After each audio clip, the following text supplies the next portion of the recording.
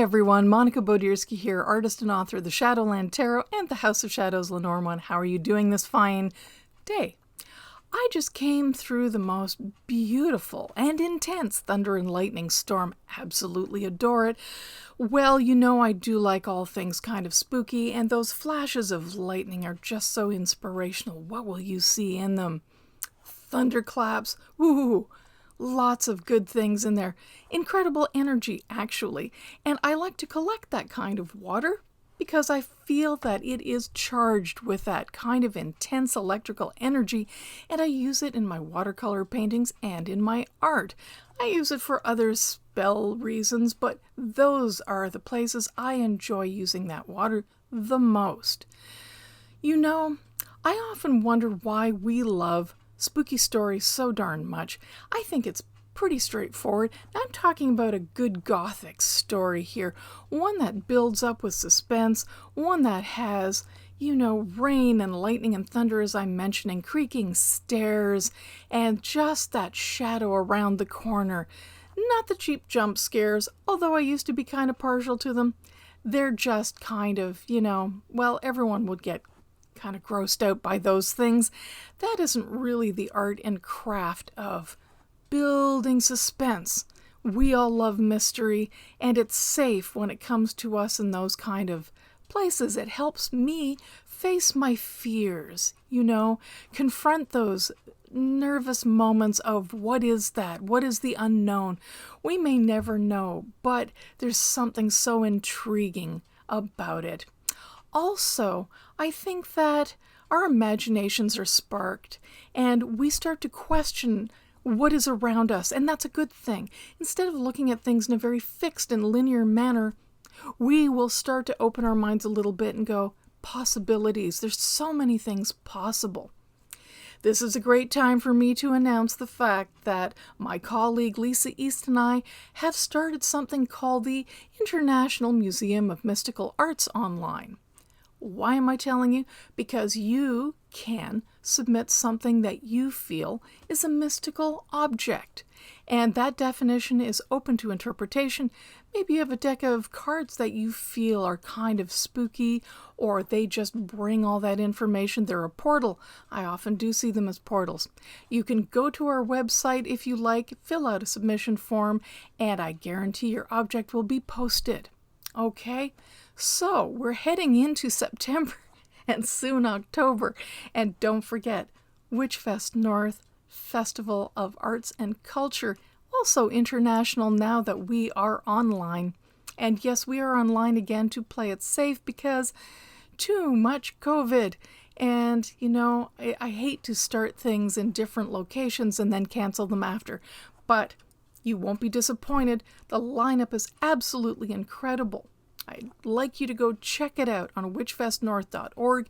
You can find the calendar there, and you can see the events listed.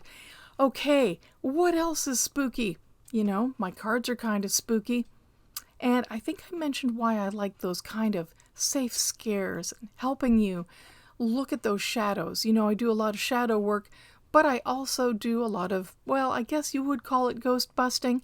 I've gone to many places that have been supposedly haunted and or affected by many entities, and have perhaps tamed a few and helped things clear out, and maybe left the space a little calmer and happier. I've also used cards, as you know from my other videos, to diagnose a space. Not that long ago, I was doing a reading for a friend who had a little bit of well, how do I put this? Haunting, and things were moving around a little bit of their own volition, and she found that a little disturbing. Me too. You know, you got to figure anything that has the energy to move stuff around might be a bit unwanted, and not necessarily a relative or ancestor, because sometimes we can feel those and we feel loved. Other times we can just feel this general sense of outright creepiness and see dark things and shapes, or, well, the absence of light really in places that should be brighter. You get all sorts of interesting smells and or sensations with this kind of space.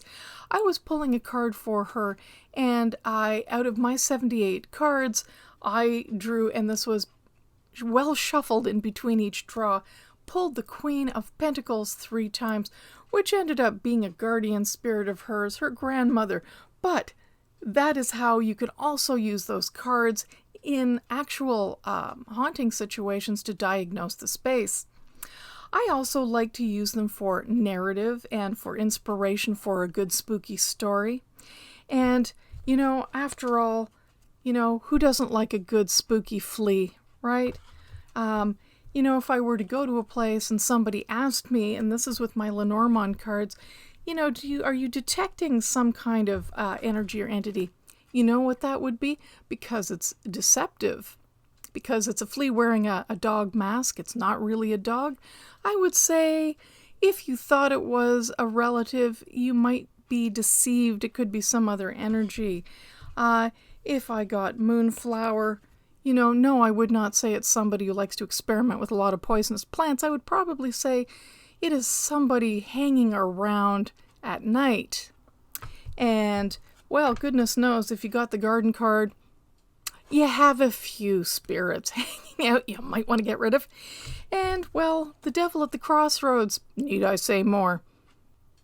So, you can use these for diagnostics, and you can use them for great storytelling. If you want to write a spooky story, you just pull the card and say, you know what the story's about? It's about a witch and her cat and her several brooms. What about those several brooms? I am really drawing these at random and making this up, as you can tell. Well, the brooms start to go crazy under the full moon light. Oh, this is sounding a little Sorcerer's Apprentice, isn't it? And, well, then what happens? You have to call in the recruit here. Reinforcements. What am I looking for? Help me. You're looking for a creature with 8 legs and someone to help you out. There you go. Pulled that one right back, didn't I? Even though it's like 130 in here. Or perhaps the story's about a witch and her fishy friends. Hey, I say use your imagination. Let these cards be a prompt for you in however you like to use them. If it's to tell a spooky story, use them. If you're stuck creatively, pull out a card and see what it says to you. I have autumn. My favorite spooky time. Okay, everybody, thanks for this really quick video.